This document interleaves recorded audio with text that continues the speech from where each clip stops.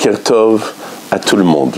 Baruch Hashem, jusqu'à maintenant on a eu l'occasion de faire plusieurs sortes de vidéos.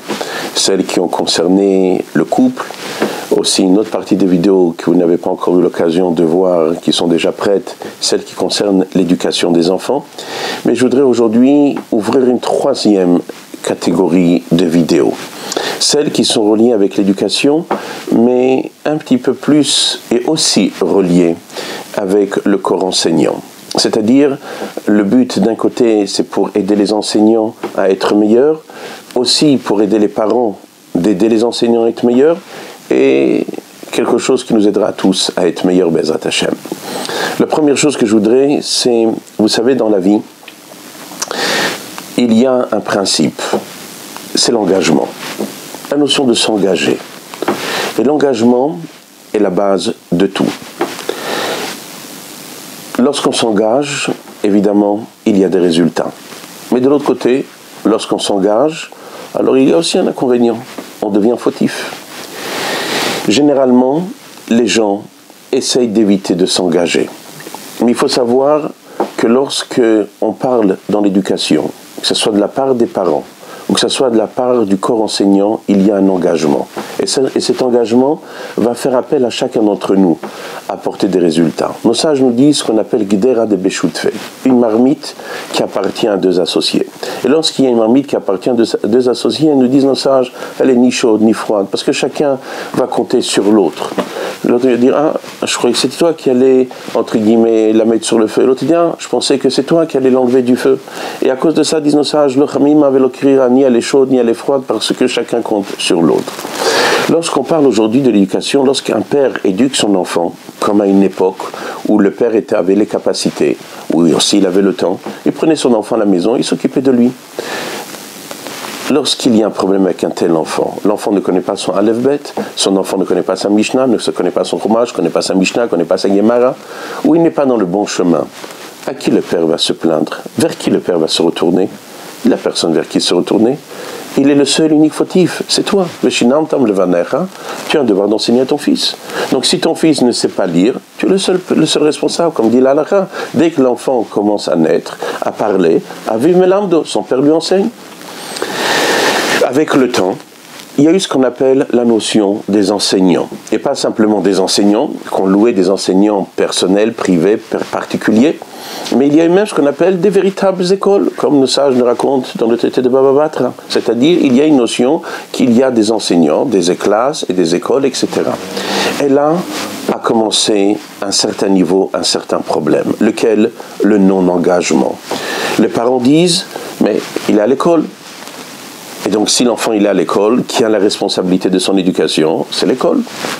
Et lorsque l'école a un problème, elle dit, ah, mais nous, on n'est que l'école, on n'est pas les parents, on n'est que le cheder, on n'est pas les parents. Donc, lorsque l'enfant ne réussit pas, ça devient Gdera de Beshutfe. Cet enfant devient la marmite de deux associés. Et à ce moment-là, ni elle est chaude, ni elle est froide, parce que chacun va entre guillemets, se trouver une circonstance atténuante à son problème. Pourquoi l'enfant n'est pas assez chassidique? Ah, mais les parents ne sont pas chassidiques. Pourquoi l'enfant ne connaît pas sa leçon? Ah, parce que les parents ne le font pas réviser sa leçon. Ça, c'est ce que l'école, le cheder ou la yeshiva va dire sur les parents. Et lorsqu'on parle des parents, les parents disent, mais qu'est-ce qu'on veut de chez moi? J'ai payé, mon enfant il est au cheder, il est à l'école, il est à yeshiva, pourquoi il ne connaît pas? Et donc, en fin de compte, c'est bien. Bon, Hachem, tout le monde s'est dédouané. L'école s'est dédouanée, les parents se sont dédouanés.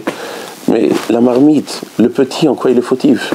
En quoi l'enfant doit être fautif et souffrir de ce dédouanement de chacun? Chacun s'est dédouané, mais c'est très bien. Chazak. Mais notre but à nous, c'est se dédouaner? Non. Notre but à nous, c'est que cet enfant réussisse. Et pour que cet enfant réussisse, il faut s'engager. Après cela va venir une autre question. Quelle est la part des parents et quelle est la part exactement du corps enseignant? Mais une chose qui est sûre, c'est qu'il faut s'habituer que nous les parents, ou nous les corps enseignants, dans tous les cas, nous sommes responsables. C'est-à-dire, nous sommes responsables à 100% de la réussite de notre enfant. Notre enfant en tant qu'enfant matériel, ou comme disent nos sages, tu enseigneras la Torah à tes enfants, et l'Oatalmidim, ce sont tes élèves. Donc, le père, que ce soit le père physique, est à 100% responsable de l'éducation de son enfant, et le père spirituel, qui est l'enseignant, le corps enseignant, est à 100% responsable de cet enfant.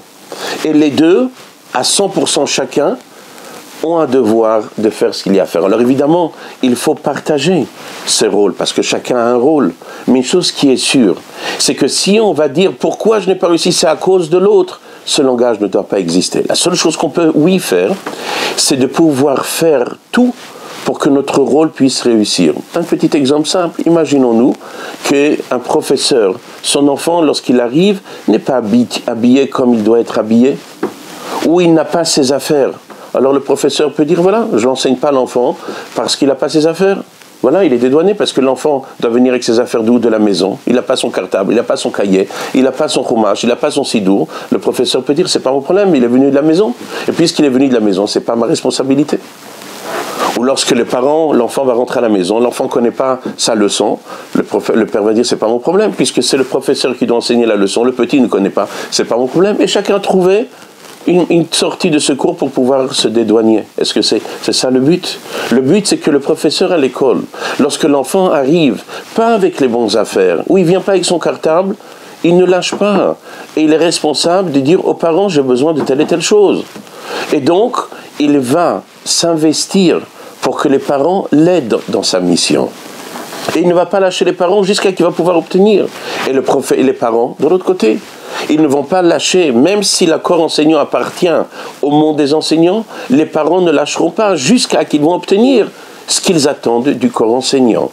Mais non pas dire c'est pas mon problème et l'autre est fautif, mais je suis responsable et fautif à 100%. Donc le mot qu'on vient de voir aujourd'hui est un mot simple.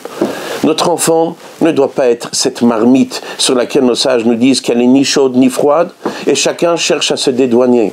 Personne ici doit se dédouaner. Chacun ici doit comprendre qu'il est responsable à 100% de cet enfant. On est tous les parents de cet enfant. Un est le père physique, matériel, avec un devoir de la responsabilité spirituelle de son enfant, le chinour de son enfant. Et l'autre va être le yadarirta, celui qui va accompagner et permettre et de mettre en place la volonté des parents.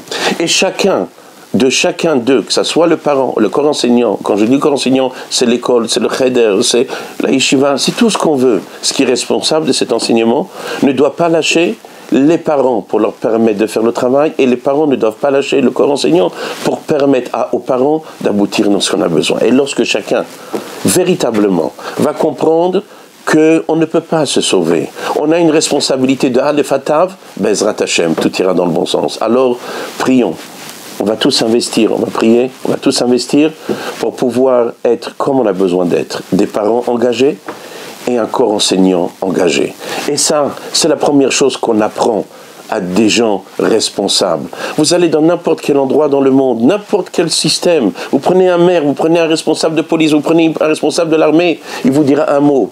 Je suis le responsable pour le bien et pour le meilleur et pour le pire. Toute chose qui ne va pas comme il faut, je suis l'adresse. Et il n'y a personne d'autre. Et si je n'ai pas assumé, alors je démissionne. Mais on ne se dédouane pas, on ne dit pas c'est l'autre, c'est l'autre, c'est l'autre. Non. À part si Chad Shalom, à part si Bezrat Hashem, au contraire, il a fait tout ce qu'il devait faire, et à ce moment-là, véritablement, il n'est pas fautif, parce qu'il y a quelque chose qui n'était pas comme il fallait, mais à la base, il est responsable à 100%. Alors, on souhaite à chacun d'entre nous une grande réussite dans ce domaine qui s'appelle l'éducation de l'enfant à travers l'école, à travers l'éducation de nos enfants à la maison, et qu'on puisse tous avoir le mérite d'avoir les plus beaux enfants du monde. Pour faire du nachat à Kodesh Baruch Hu, faire du plaisir à Hashem, et nous les parents aussi. Amen. Keni Ratzon. Chazak ou Bochim Tiou.